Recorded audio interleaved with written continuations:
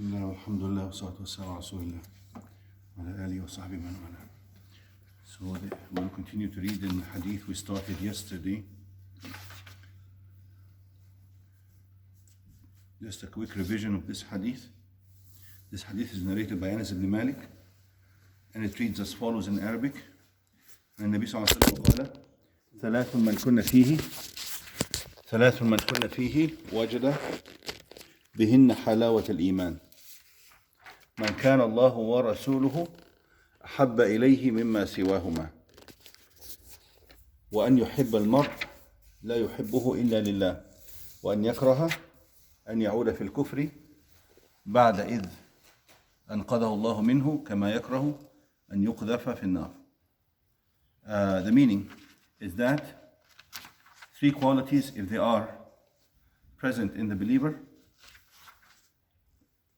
by these qualities and because of these qualities, by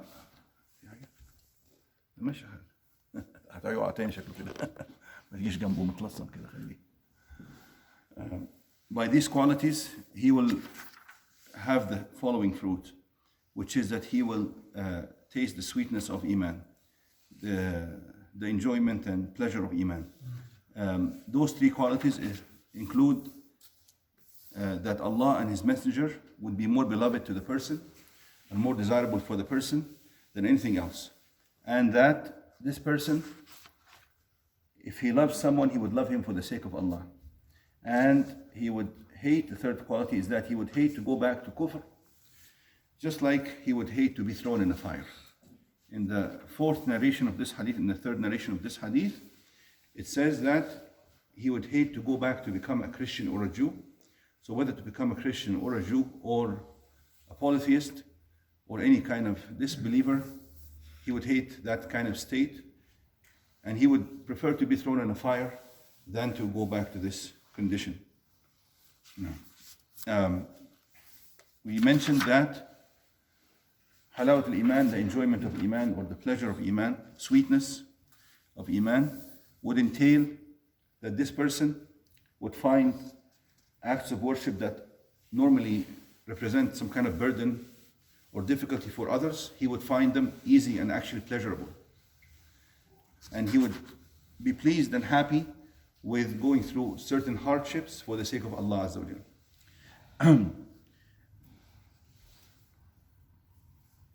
Now, here scholars mention that this weakness, is it something that he will actually feel, like something that he would actually taste and feel or perceive physically? Or is it that this person is just happy with doing what he's doing? Some of them say that he would actually feel this kind of sweetness in his heart or happiness, some kind of feeling that cannot be described. But since sweetness is the best of tastes, out of all the tastes, everybody would agree that we all like sweet. We may differ about other tastes, but sweetness is enjoyable and pleasurable to everybody. So this is like giving an example that this Iman has a taste that is so pleasurable, just like sweetness is to the tongue. Now, so scholars say that especially the people who are very much into worship and purifying their hearts, they say this is an actual feeling that he will get, an actual physical feeling that we cannot describe. And they say that people who don't feel this feeling might deny it or doubt it. And they mention a very nice line of poetry that says, وَإِذَا لَمْ تَرَ الْهِلَالَ فَسَلِّمْ لِأُنَاسٍ رَأُوهُ بِالْأَبْصَارِ.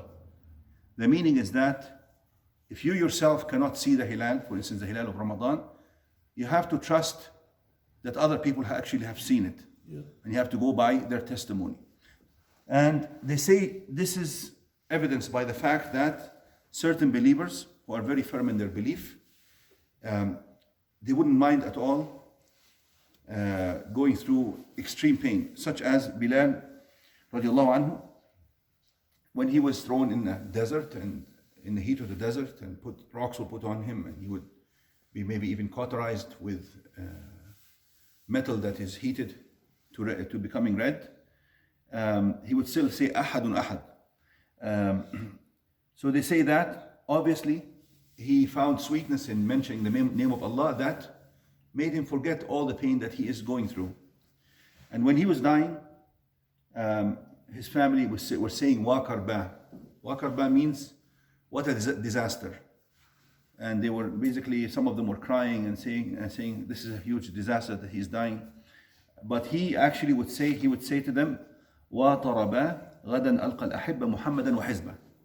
Wa taraba means, I'm in the maximum enjoyment, because tomorrow I will meet my beloved Muhammad and the other companions who have passed before me. Meaning, also the Sahabi, they mentioned the example of the Sahabi who was one time praying and guarding the army, and the enemy threw an arrow at him, and the first arrow landed in his body somewhere, and he was reciting the Quran and praying, and he would still not move or sit down or move from his position. A second arrow came and he still stood till the third arrow. That's when he made ruku' and finished the salah. And he said that he only interrupted his salah, or shortened it. He didn't interrupt it, but shortened it so as to protect the other Muslims. They say if this person was not experiencing an actual sweetness that basically overwhelmed the pain that he was suffering, he would not have continued. And that's also understandable. And that is why Ibn Ata al-Sakandari, he says something, في هذا الحديث إشارة إلى أن القلوب السليمة من أمراض الغفلة والهوى تتنعم بملذذات المعاني كما تتنعم بملذذات الأطعمة. He says here, the sound heart, the cleansed heart, enjoys spiritual meanings just like the body would enjoy physical senses or physical pleasures. One of the righteous people, his name is Ibrahim ibn Adham, he says, Wallahi inna la fi ladha law alimaha al-muluk la jaladuna alayha bis-siyuf. The meaning is that, by Allah, we feel so much happiness and sweetness that if the kings would just even know of it, or know that we have this, they would actually fight us. They would try to kill us to obtain this kind of sweetness if it was transferable. Of course, it's not transferable from one person to the other. Anyhow, so this is what they say about this kind of sweetness, that it is an actual sweetness that the person has inside that would overcome any kind of hardship that he is experiencing or going through for the sake of Allah. Now,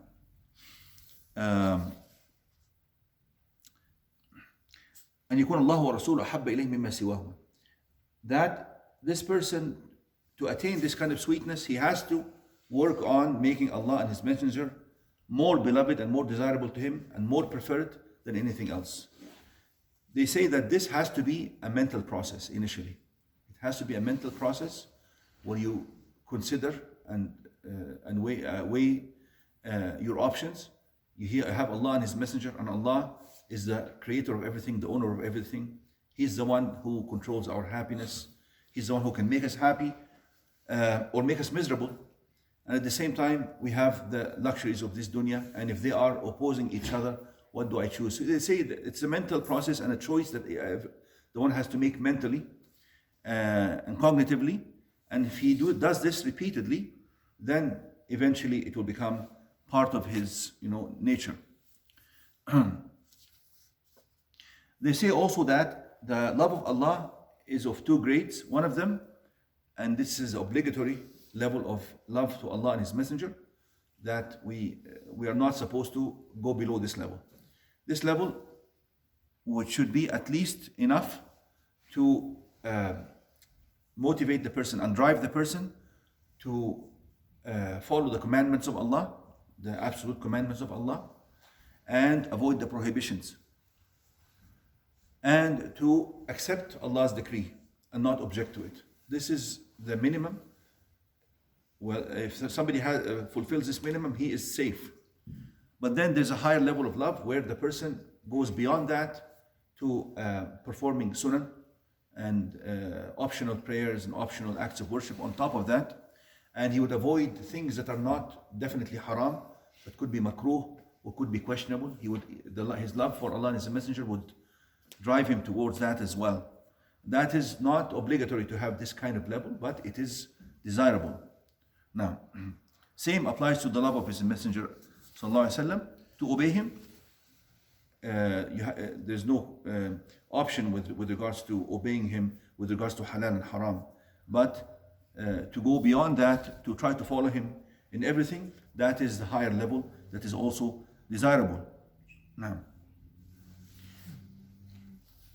they say, some of them said that Mahabbatullahi wa Rasulih, to love Allah and His Messenger, is basically to love the things that please Allah and His Messenger. But the stronger opinion here is that this is actual love for Allah Himself and for the Messenger Himself. So it's not just loving the acts of worship and hating the acts of disobedience. No, this hadith actually talks about loving Allah Himself and loving the Messenger Himself. And that in turn would result in the person loving what Allah loves and hating what Allah hates.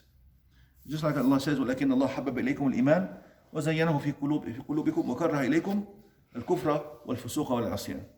Allah subhanahu wa ta'ala would grant this person who loves Allah such a thing, that he would love everything that Allah loves, and he would have an aversion from everything that Allah hates. Just like Allah said, قُلْ إِن كُنْتُمْ تُحِبُّونَ اللَّهَ فَاتَّبِعُونِي يُحْبِبْكُمُ اللَّهِ. If you love Allah, you also have to love His Messenger and follow His Messenger. Now, they say Allah should be loved because everything you may love in this dunya, or everything that you may love and desire, or imagine that you or want at any point, it cannot be except a creation of Allah. So if I love this and I love this and I love this and I want to have this and this and this, what would encompass all this in one item is to love Allah Azza wa Jalla, and He can fulfill all these things. Just like Allah said, من كان يريد الدنيا فعند الله ثواب الدنيا من كان يريد ثواب الدنيا فعند الله ثواب الدنيا والآخرة. Allah says, if you love the good things in this dunya, then you have to know that Allah is the one who owns everything that is good in this dunya and in the life to come. So to shorten the way, if somebody thinks about it and is wise, he would just love Allah Azza wa Jal, and all this can be fulfilled. You follow? Now, Prophet Muhammad Sallallahu Alaihi Wasallam used to say, وَجُعَلَتْ قُرَّةُ عَيْنِي فِي الصَّلَاةِ, meaning the most beloved thing to me in life is salah. Just like he said, حُبَّ إِلَيْهِ مِن دُنْيَاكُمْ الطِّيبُ وَالنِّسَاءُ وَجُعَلَتْ قُرَّةُ عَيْنِي فِي الصَّلَاةِ, which means from this dunya, Allah has given me the love of perfume or good odors and women, which is something that we shouldn't be ashamed of, because for somebody to have love for women, that is not haram in itself, as long as he follows the halal ways of obtaining and fulfilling this love, correct? And obviously Prophet Muhammad Sallallahu Alaihi Wasallam had this. And people who say that, oh, he married all these women just because he wanted to create allegiance and alliances and strengthen Islam. He's a human being as well, and this is something that's beloved to him. So what's wrong with saying that this is something that he loves of this dunya and he fulfills it in halal? He did it. So there's no problem in that at all, and we shouldn't be ashamed of that. Because they say, oh, all the women he married were married before, all of them were old. No, not all of them were old. Some of them were very young. Some of them were never married before. So you cannot give me an answer that doesn't apply to all his marriages. Now, finally, I would like to mention that some scholars say something very important. They say, البصيرة الباطنة أقوى من البصر الظاهر والقلب أشد إدراكا من العين وجمال المعاني المدركة بالعقل أعظم من جمال الصور الظاهرة للأبصار. This is something very interesting, which means that we have basar, which is the eyesight. We have basira, which is the insight, the envisioning of the heart, how the heart, the sound heart, perceives the general meanings and the meanings of this life and what this life is about, and knowing Allah and all these meanings. They say that al-basira, this insight, is stronger in its perception than the eyesight. And it is, because the eyesight is quite limited. You can only see a few things, and if there's a wall, for instance, you can't see beyond it. So eyesight is quite limited, but the insight can understand and envision such grand and major meanings that you would never be able to reach if you only relied on your physical senses. And they say also that al-qalb, the same meaning, the qalb, which also is where the basira, the insight is, أشد إدراكا من العين, is stronger than the eye. And he says here that جمال المعاني المدركة بالعقل, and the spiritual beauty is more beautiful than the beauty that you can perceive with your eyesight. But once we reach these kind of meanings, we would know that these things are real and they are more beloved and more beautiful than the things that attract our eyesight or attract our senses in this life. Shall we stop here?